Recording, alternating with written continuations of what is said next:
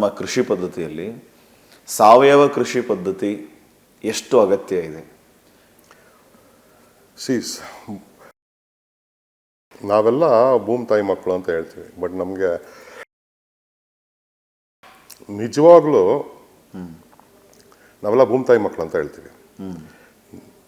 ಬಹುತೇಕ ಜನಕ್ಕೆ ಅದ್ರ ಮೀನಿಂಗೇ ಗೊತ್ತಿಲ್ಲ, ಆಯ್ತಾ? ನಾವೆಲ್ಲ ಮಣ್ಣಿನ ಮಕ್ಕಳು ಅಂತೀವಿ, ಬಹುತೇಕ ಜನಕ್ಕೆ ಅದ್ರ ಮೀನಿಂಗೇ ಗೊತ್ತಿಲ್ಲ. ಏನು ಹಂಗಂದ್ರೆ ಅಂದರೆ ನಾವು ನಿಜವಾದ ಭೂಮಿ ತಾಯಿಯ ಮಕ್ಕಳು. ಈಗಲೂ ಅರ್ಥ ಆಗಲ್ಲ ಹೇಳಿದ್ದು. ನಮ್ಮ ತಾಯಿ ಹೊಟ್ಟೆಯಿಂದ ನಾವು ಬಂದ್ವಿ, ಆಯಿತಾ? ಗರ್ಭದಿಂದ ಬಂದ್ವಿ. ನಾವು ಗರ್ಭದಿಂದ ಬಂದ ಮೇಲೆ ನಮ್ಮ ತಾಯಿ ಸಹ ಮೀಡಿಯನ್. ನಾವು ಭೂಮಿಗೆ ಬರೋಕ್ಕೆ ನಮ್ಮ ತಾಯಿ ಒಂದು ಮೀಡಿಯಮ್ಮು. ಬಂದಮೇಲೆ ನಾವು ಇವತ್ತು ಇಷ್ಟು ದೊಡ್ಡದಾಗಿ ಕೂತಿದ್ದೀವಲ್ಲ, ಎಲ್ಲಿಂದ ಬಂತು? ಭೂಮಿಯಿಂದಾನೆ. ಅರ್ಥ ಆಯ್ತಾ? ತಾಯಿಗೂ ತಾಯಿ ಭೂಮಿ ತಾಯಿಯೇ, ನಮ್ಮ ತಾಯಿಯವ್ರ ತಾಯಿಗೂ ಭೂಮಿ ತಾಯಿಯೇ. ಭೂಮಿ ತಾಯಿ. ಸೊ ನಾವೆಲ್ಲ ಭೂಮಿ ತಾಯಿ ಮಕ್ಕಳು, ಆಯಿತಾ? ಈಗ DNA ಹೋಗೋಣ. DNA ಅಂದರೆ ನಮ್ಮ ತಂದೆ ತಾಯಿ DNA ನಮಗಿದೆ ಅಲ್ವಾ? ಭೂಮಿಗೂ ನಮಗೂ ಇರೋ DNA ಏನು ಹೇಳಿ ನೋಡೋಣ. ಭೂಮಿಯಲ್ಲಿ ಎಷ್ಟು ಲ್ಯಾಂಡ್ ಇದೆ, ಎಷ್ಟು ವಾಟರ್ ಇದೆ? 72% ನೀರು ಭೂಮಿಯಲ್ಲಿ, 28% ಲ್ಯಾಂಡು. ಮನುಷ್ಯನಲ್ಲಿ ಹೆಂಗಿದೆ? 72% ನೀರು, 28% ಮಾಂಸ ಮೂಳೆ ಎಲ್ಲ. ಕರೆಕ್ಟಾ? ಈಗ ಅರ್ಥ ಆಯ್ತಾ? Genetically we are real. ಇದು ಈ genetically when we are link, ನಿಜವಾದ ತಂದೆ ತಾಯಿ ಭೂಮಿ ತಾಯಿ. ಅದಕ್ಕೆ ಸುಮ್ಮನೆ ನಮ್ಮ ಹಿರಿಕರು ತಾಯಿ ಅಂತ ಇಡ್ತಾರಲ್ಲ, ಭೂಮಿ ತಾಯಿ ಅಂತ ಹೆಸರಿಡ್ತಾರಲ್ಲ, ಆಯ್ತಾ? ಇವನ್ ಈ ನಮ್ಮವರಲ್ಲ, ನಮ್ಗೆಲ್ಲ ಇಡೀ ಭೂಮಂಡಲದಲ್ಲಿ ಅಮೆರಿಕಾದವರು ಮದರ್ ಅರ್ತ್ ಅಂತ ಕರೀತಾರೆ, ಆಸ್ಟ್ರೇಲಿಯಾದವರು ಮದರ್ ಅರ್ತ್ ಅಂತ ಕರೀತಾರೆ.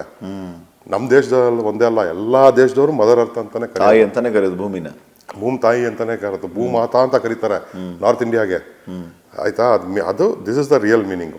ಈಗ ಹೇಳಿ, ನಿಮ್ಮ ತಾಯಿಗೆ ನೀವು ವಿಷ ಹಾಕೋದು ಸರಿನಾ? ವಿಷ ಹಾಕೋದು ಸರಿನಾ? ಆ ವಿಷ ಹಾಕೋದು ಏನಾಗುತ್ತೆ? ನಮ್ಮ ಮೈಗೆ ಬರೋದು. ಅದಕ್ಕೆ ನಾವು ಇವತ್ತು ಹೊಸ ಹೊಸ ಡಿಸೀಸಲ್ಲಿ ಕ್ಯಾನ್ಸರು ಇದು ಅಂದ್ಕೊಂಡು ಓದಾಡ್ತಾ ಇದ್ವಿ. ಭೂಮಿ ತಾಯಿನ ಪ್ರೊಟೆಕ್ಟ್ ಮಾಡೋದು ಇಸ್ ವೆರಿ ವೆರಿ ಇಂಪಾರ್ಟೆಂಟ್. ಏನೇ ನಾವು ತಿನ್ನೋದಿರ್ಬೋದು, ಎಲ್ಲ ಬರೋದು ಭೂಮಿಯಿಂದಾನೆ. ಅದನ್ನ ನಾವು ಅದನ್ನ ಭೂಮಿ ತಾಯಿನ ಪ್ರೊಟೆಕ್ಟ್ ಮಾಡಲಿಲ್ಲ ಅಂದ್ರೆ ಭೂಮಿ ತಾಯಿ ನಮ್ಮನ್ನ ಕಾಪಾಡೋದು. ಪೆಸ್ಟಿಸೈಡ್ಸ್ ಆಯ್ತು ಹೇಳಿ. ಈಗ ಸಿಂಪಲ್ ಇನ್ನೊಂದು ಹೇಳ್ತೀನಿ. ಭೂಮಿ ತಾಯಿ ವಿಷ ಹಾಕಿದ್ಮೇಲೆ ನಮ್ಮ ರೈತರು ಉದ್ಧಾರ ಆದ್ರ ಹಾಳಾದ್ರ? ಯಾಕೆ ಹಿಂದಿನ ಕಾಲದ ರೈತರು ಚೆನ್ನಾಗಿದ್ರು, ಇವತ್ತಿನ ಕಾಲದ ರೈತರು ಯಾಕೆ ಚೆನ್ನಾಗಿಲ್ಲ? ಅರ್ಥ ಆಯ್ತಾ? ನಾವೇನು ಮಾಡ್ತೀವಿ, ಮುಂದಿನ ಜನ್ಮ ಕಾಯೋದಿಲ್ಲ, ಈ ಜನ್ಮದಲ್ಲಿ ಸಿಕ್ಕತ್ತೆ. ವಿಷ ಹಾಕಿದ್ರೆ ನಮಗೂ ವಿಷಾನ ಸಿಕ್ಕತ್ತೆ. ಅದಕ್ಕೆ ನಾವು ಬಟ್ ರೈತರಿಗೆ ನೀವು ಹೇಳೋದೇನ ಸರ್, ನೀವೀಗ in the sense of health ಹೇಳ್ತಾ ಇದ್ದೀರಿ. ಕೀಟನಾಶಕಗಳನ್ನು ಯೂಸ್ ಮಾಡೋದ್ರಿಂದ, ರಾಸಾಯನಿಕ ಗೊಬ್ಬರಗಳನ್ನು ಯೂಸ್ ಮಾಡೋದ್ರಿಂದ ಆ ಬೆಳೆಗಳನ್ನು ನಾವು ತಿಂದು ನಮ್ಮಲ್ಲಿ ಸಾವಿರಾರು ರೋಗ ರುಜಿನಗಳು ಬರ್ತಾ ಇದೆ. ಈ ಹಿಂದೆ ನಮ್ಮ ಹಿರಿಕರು ಸಾವಯವ ಕೃಷಿ ಪದ್ಧತಿಯನ್ನು ಅಳವಡಿಸ್ಕೊಂಡಿದ್ರು, ಗಟ್ಟುಮುಟ್ಟಾಗಿರ್ತಾ ಇದ್ರು. ಈ 80, 90, 100 ವರ್ಷ ಯಾರಿಗೂ ಜಮ್ ಅಂದೆ ಬದುಕ್ತಾ ಇದ್ರು ಅಂತ ನೀವು ಹೇಳ್ತೀರಿ. ಬಟ್ ಎಕನಾಮಿಕಲಿ ನಾವು ನೋಡಿದಾಗ ಈಗ ನಾವು ಕ್ಯಾಶ್ ಕ್ರಾಪ್ಸ್ನ, ಕಮರ್ಷಿಯಲ್ ಕ್ರಾಪ್ಸ್ನ ಬೆಳೆದು ದುಡ್ಡು ನೋಡ್ತಾ ಇದ್ದೀವಿ, ದುಡ್ಡಿನ ಮುಖ ಆದರೂ ನೋಡ್ತಾ ಇದ್ದೀವಿ. ನಮ್ಮ ತಾತ ಮುತ್ತಾತಂದ್ರು ದುಡ್ಡೇ ನೋಡ್ತಿರ್ಲಿಲ್ಲ, ಸಾಲದಲ್ಲೇ ಹುಟ್ಟಿ ಸಾಲದಲ್ಲೇ ಬೆಳೆದು ಸಾಲದಲ್ಲೇ ಸಾಯ್ತಾ ಇದ್ರು ಅನ್ನೋಂಥ ಮಾತನ್ನು ರೈತರು ಆಡ್ತಾರೆ. ಅದಕ್ಕೆ ಶ್ರೀಪಾದ್ ಅವರೇ, ಅದು ಅಂತೆ ಕಂತೆ ಫ್ಯಾಕ್ಟ್. ಇಷ್ಟೇ ಸಿಂಪಲ್ ಫ್ಯಾಕ್ಟ್. ಬ್ರಿಟಿಷ್ ಅವ್ರು ಯಾಕೆ ಬಂದರು? ನಮ್ಮಲ್ಲಿ ದುಡ್ಡಿಲ್ಲ ಅಂದರೆ ಬ್ರಿಟಿಷ್ ಅವ್ರು ಯಾಕೆ ಬಂದರು? ನಮ್ಮಲ್ಲಿ ದುಡ್ಡಿದ್ದಕ್ಕೆ ಬಂದಿದ್ದು. ದುಡ್ಡು ಎಲ್ಲಿಂದ ಬಂತು? ಇದ್ದಿದ್ದೇ ಏಕೈಕ ಇದು ಕೃಷಿ ಅಲ್ವಾ? ಅದು ಫ್ಯಾಕ್ಟ್. ಅಂತೆ ಕಂತೆ ಅಲ್ಲ ಇದು. ನಮ್ಮ ತಾತ ಇಬ್ಬರು ತಾತಂದಿರು, ಇಬ್ಬರು ಅಜ್ಜಿಯಂದಿರಿಗೂ ಎಲ್ಲ ಒಡವೆ ಸೆಟ್ ಮಾಡ್ಕೊಂಡಿದ್ರು. ನಮ್ಮ ಅಜ್ಜಿ ಹತ್ರ ಕ್ಯಾಶ್ ಇಟ್ಕೊಳ್ಳೋರು ಯಾವಾಗಲೂ. ತಿಜೋರಿ ಇತ್ತು, ನಮ್ಮ 2 ಅಜ್ಜಿ ಮನೆಯಲ್ಲೂ ತಿಜೋರಿ ಇತ್ತು, ಕ್ಯಾಶ್ ಇತ್ತು. ನಮ್ಮ ತಾತ ಅಂದಿರು 90 ವರ್ಷ ಬದುಕೋದು, ತಾತ ಅಜ್ಜಿಂದರು, ಏನೂ ರೋಗ ಇಲ್ಲದೆ ಇದಿಲ್ಲದೆ. ಅದು ನನ್ನ ಕಣ್ಣಾರೆ ನೋಡಿರೋದು. ಇನ್ನು ಮಿಕ್ಕಿದ ಅಂತೆ ಕಂತೆ ಅಂತ ತುಂಬ ಹೇಳ್ತಾರೆ ಡೇಟಾ. ನನಗೆ ಯಾರನ್ನ ಕೇಳ್ತೀನಿ, ಇಲ್ಲ ಸರ್ ಹಿಂದಿನ ಕಾಲದಲ್ಲಿ ತುಂಬ ಲೋ ಎಕ್ಸ್ಪೆಕ್ಟೆನ್ಸಿ ಇತ್ತು, ಲೈಫ್ ಎಕ್ಸ್ಪೆಕ್ಟೆನ್ಸಿ ಇತ್ತು. ಹೌದು, ರೋಗಗಳು ಬರೋದು ಇಲ್ಲ ಅಂತ ನಾನು ಏನು ಡಿಸ್ಪ್ಯೂಟ್ ಮಾಡ್ತಿಲ್ಲ. ಬಟ್ ಬಹುತೇಕ ಜನರು ಏನು ಈ ಆಗಿನ ಡೆಂಗು, ಮಲೇರಿಯಾ ಏನೋ ಇತ್ತಲ್ಲ, ವಾಶೌಟ್ ಆಗಿಬಿಡೋದು ಇಲ್ಲ ಅಂತ ಹೇಳ್ತಿಲ್ಲ. ಬಟ್ ಚೆನ್ನಾಗಿರೋ ಕಾಲದಲ್ಲಿ 80 ವರ್ಷ 90 ವರ್ಷ ಕಾಮನ್. ಯಾಕಂದರೆ ನೀವು ನಿಮ್ಮ ತಾತಾಜಿ ಎಷ್ಟು ವರ್ಷ ಇದ್ರು ಹೇಳಿ? ನಾನು ಯಾವ ತಾತಾಜಿನೂ ನಾನು ಇಂಟರ್ವ್ಯೂ ಮಾಡಿದವ್ರಲ್ಲಿ ಮಾತಾಡಿದವ್ರು ಕೇಳಿ ಯಾವ ತಾತಾಜಿನೂ 70 ವರ್ಷಕ್ಕೆ ಸತ್ತಿಲ್ಲ, 60 ವರ್ಷಕ್ಕೆ ಸತ್ತಿಲ್ಲ. ಇದೆಲ್ಲಿಂದ ಹೊಸ ಡಾಟಾ ಬಂದ್ಬಿಡ್ತು? So wrong.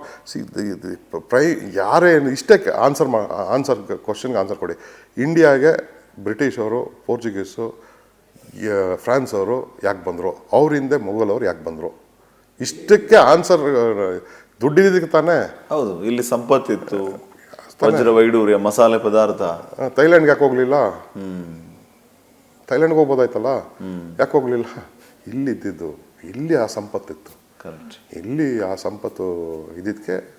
ಸೊ ಆ ಸಂಪತ್ತು ಬಂದಿದೆ, ಮತ್ತೆ ಹೇಳ್ತೀನಿ, ಕೃಷಿಯಿಂದಾನೆ, ಕರೆಕ್ಟ್, ಸಸ್ಟೈನಬಲ್ ಫಾರ್ಮಿಂಗಿಂದಾನೆ ಬಂದಿದ್ದು. ಸರ್, ಈಗ ಇನ್ನೊಂದು ವಿಚಾರ, ಆ ಪೆಸ್ಟಿಸೈಡ್ಸು, ಕ್ರಿಮಿನಾಶಕಗಳ ಬಗ್ಗೆ ನೀವು ಮಾತಾಡ್ತಾ ಇದ್ರಿ. ಅದನ್ನು ರೈತರು ಅವಾಯ್ಡ್ ಹೇಗೆ ಮಾಡಬೇಕು? ಈಗ ನಮ್ಮ ಜಮೀನಿಗೆ ನಾನು ಕೀಟನಾಶಕ ಬಳಸೋದೇ ಬೇಡಪ್ಪ, ಕೀಟನಾಶಕನ ಬಳಸಲಿಲ್ಲ ಅಂತಂದರೆ ಉತ್ತಮ. ಈಗ ಇನ್ನೊಂದು ಸರ್, ಈಗ ರೈತರ ಭಾವ ಮತ್ತು ರೈತರ ಮಾತುಗಳನ್ನು ನಾನು ನಿಮ್ಮ ಮುಂದೆ ಹೇಳ್ತೀನಿ, ಅದಕ್ಕೆ ನೀವು ಉತ್ತರ ಕೊಡಿ. ಏನಂತಂದರೆ ಭೂಮಿಗಳು ಕೂಡ ಈಗ ನಾವು ಕೃಷಿ ಮಾಡುವಂಥ ಜಮೀನುಗಳು ಕೂಡ ಈ ಪೆಸ್ಟಿಸೈಡ್ಗೆ ಹೆಂಗೆ ಹೊಂದ್ಕೊಂಡ್ಬಿಟ್ಟಿದೆ ಅಂತಂದರೆ, ನೀವು ರಾಸಾಯನಿಕ ಗೊಬ್ಬರ, ಕೀಟನಾಶಕ ಯೂಸ್ ಮಾಡಲಿಲ್ಲ ಅಂತಂದ್ರೆ ಬೆಳೆನೇ ಬರಲ್ಲ, ಆ ರೀತಿ ಪರಿಸ್ಥಿತಿ ಬಂದ್ಬಿಟ್ಟಿದೆ. ಸೊ ಅದನ್ನ ಹೇಗೆ ಗೈಡ್ ಮಾಡ್ತೀರಿ ರೈತರಿಗೆ? That is A wrong notion. ನೀವು ಸಾವಯವ ರಾಸಾಯನಿಕ ಕೃಷಿ ಮಾಡ್ತಾ ಇರ್ತೀರ, ರಾಸಾಯನಿಕ ಹಾಕೊಂಡು ಪೆಸ್ಟಿಸೈಡ್, ಭೂಮಿ ಒಗ್ಬಿಟ್ಟಿದೆ ಅಂದರೆ ಭೂಮಿ ಒಗ್ಗಕ್ಕಲ್ಲಿ ಭೂಮಿಲಿ ಯಾವ ಜೀವಗಳು ಇರಲ್ಲಲ್ಲ. Made it mechanical. ನೀವು ರಾಸಾಯನಿಕ ಯಾವಾಗ ಮಾಡ್ತಿರ್ತೀರೋ, ಸಡನ್ನಾಗಿ ಶ್ರೀಲಂಕಾಲ್ ಆಯ್ತಲ್ಲ, ಏಕಾಏಕಿ ಸಾವಯವ ಮಾಡಿಬಿಟ್ರು. ಆದಾಗ ಏನಾಗುತ್ತೆ, ಭೂಮಿಗೆ ಶಾಕ್ ಆಗುತ್ತೆ. ಶಾಕ್ ಅಂದರೆ ಅದ್ರಲ್ಲಿ ಯಾವ ಮೈಕ್ರೋ ಆರ್ಗನಿಸಮ್ಸೇ ಇರಲ್ಲ. ಏಕಾಏಕಿ ಸ್ಟಾಪ್ ಮಾಡಿಬಿಟ್ಟು ನಾನು ಸಾವಯವ ಮಾಡ್ತೀನಿ ಅಂತ ಹೋದಾಗ ಸಫರ್ ಆಗುತ್ತೆ. ಶ್ರೀಲಂಕಾಲ್ ಸೇಮ್ ಆಯಿತು, ಸಫರ್ ಆಯಿತು. ಸೊ ಅದು ಸ್ಟೇಜಸಲ್ಲಿ ಮಾಡಬೇಕು. ಅಂದರೆ ಅಲ್ಲಿ ಯಾವ ಮೈಕ್ರೋ ಆರ್ಗನಿಸಮ್ಸ್ ಇರಲ್ವಲ್ಲ, ಅದು ರೀಡೆವಲಪ್ ಆಗಬೇಕು. ಅದು ರೀಡೆವಲಪ್ ಆಗಬೇಕು, ಯಥೇಚ್ಛಾಗಿ ಗೊಬ್ಬರ ಹಾಕಬೇಕು, ಕೊಟ್ಟಿಗೆ ಗೊಬ್ಬರ. ಇಲ್ಲ ನೀವೇನು ಮಾಡ್ತಿದ್ರಿ, ಹಳೇದು ರಾಸಾಯನಿಕ 70% ರಾಸಾಯನಿಕ ಮಾಡಿಕೊಂಡು 30% ಕೊಟ್ಟಿಗೆ ಗೊಬ್ಬರ, ಈ ರೇಷಿಯೋ. ಫಸ್ಟ್ ಬೆಳೆ ತೆಗಿಬೇಕು, ಸೆಕೆಂಡ್ ಬೆಳೆ 50-50, ಥರ್ಡ್ ಬೆಳೆ 20 ರಾಸಾಯನಿಕ 80 ಸಾವಯವ, ಫೋರ್ತ್ ಬೆಳೆಯಿಂದ ಆರ್ಗ್ಯಾನಿಕ್ ಮಾಡೋದು. ಹಂಗೆ ಟ್ರಾನ್ಸಿಷನ್ ಆಗಬೇಕು. ಒಂದೇ ಸತಿ ಮಾಡೋಕೆ ಹೋದರೆ ಆ ಫೇಲ್ಯೂರ್ ಆಗುತ್ತೆ. ಸರ್, ಈಗ ಯಥೇಚ್ಛವಾಗಿ ನಾವು ಕೊಟ್ಟಿಗೆ ಗೊಬ್ಬರ ಕೊಡಬೇಕು ಅಂತಂದರೆ ಅಗೇನ್ ನಾವು ಎತ್ತು ಕಟ್ಟಬೇಕು, ಹಸು ಕಟ್ಟಬೇಕು. ಆದರೆ ಈಗ ರೈತರು ಟ್ರ್ಯಾಕ್ಟರು, ಮತ್ತೊಂದು ಮಗದೊಂದು ಮಷೀನು, ಈಗ ಎತ್ತುಗಳು ಕಡಿಮೆ ಆಗಿಬಿಟ್ಟಿದೆ. ಹೌದು, ಈಗ ಎತ್ತುಗಳು ತುಂಬ ಕಮ್ಮಿ ಆಗಿದೆ. ಯಾಕಂದರೆ ಜನ ಎಲ್ಲ ಬಂದ್ಬಿಟ್ಟು ಡೈರೆಕ್ಟ್ ಎಕನಾಮಿಕಲ್ ಬೆನಿಫಿಟ್ ಕೇಳ್ತಾರೆ. ಆಯಿತಾ? ಅಂದರೆ ನಾನು ಹಸು ಇಟ್ಕೊಂಡ್ರೆ ನನ್ನ ಮನೆಗೆ ಎಷ್ಟು ಲೀಟ್ರ್ ಹಾಲು ಕೊಡುತ್ತೆ, ಹಂಗೆ ಕ್ಯಾಲ್ಕುಲೇಷನ್ ಆಗೋಗಿದೆ. ಸುಸ್ಥಿರತೆ, ನನ್ನ ಈ ಹಸುವಿಂದ ನನಗೆ ಇದು ಬರ್ತಿದೆ, ಅದರಿಂದ ಇಷ್ಟು ದುಡ್ಡು ಬರ್ತಿದೆ ಅಂತ ನಾವು ಆ ಕ್ಯಾಲ್ಕುಲೇಷನ್ನೇ ಇಲ್ಲ ಈಗ. ಸೊ ಈ ಹಾಲು ಎಷ್ಟು ಬರುತ್ತೆ, ಹಸು ಅಂದ ತಕ್ಷಣ ಹಾಲು ಎಷ್ಟು ಬರುತ್ತೆ. ಸೊ ಅದು ಓವರ್ ದ ಇಯರ್ಸ್ ಮೈಂಡಿಗೆ ನಮ್ಮ ಸ್ಕೂಲ್ಸು ಇದರಲ್ಲೆಲ್ಲ ಹೇಳ್ಕೊಡೋದು ಹಂಗೆ ನಮಗೆ. ಸೊ ಹಂಗೆ ಪಾಠ ಆಗಿಬಿಡ್ತೀವಿ. ಸೊ ಟ್ರ್ಯಾಕ್ಟ್ರು ಯಾಕೆ ಬಂದಿದೆ ಅಂದರೆ, ಒಂದು ಎತ್ತುಗಳು ಕಮ್ಮಿ ಆಗಿದೆ.